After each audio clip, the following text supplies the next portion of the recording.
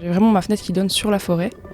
Et moi, mon envie, c'était vraiment de faire entrer la forêt à l'intérieur de la maison, parce que pour moi, c'est un aspect vraiment particulier de la maison, d'avoir cette grande forêt qui borde le bâtiment et qui m'inspire beaucoup. Enfin, moi, j'aime beaucoup la contempler quand je fais une petite pause dans mon travail, des choses comme ça. Et je trouvais chouette de l'avoir avec nous pour cette journée.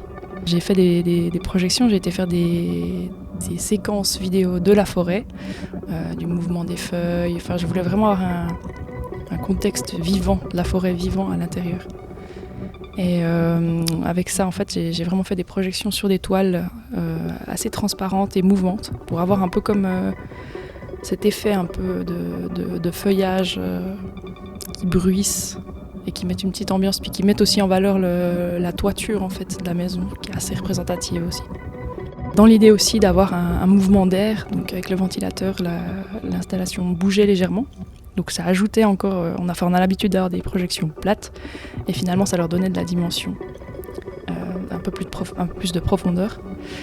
Et j'ai aussi, bien sûr, il y avait un système son qui diffusait un peu des bruits de la forêt, des animaux.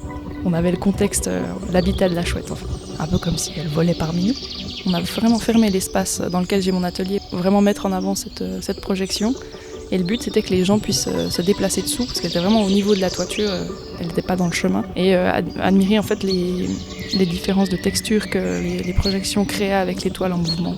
C'était vraiment un aspect que je voulais aussi, parce que je trouve quand on se promène dans une forêt, c'est finalement cet aspect-là qu'on retient, c'est de lever la tête, puis de regarder ce qui est autour de nous. Et ça faisait vraiment sens d'avoir ça en plus.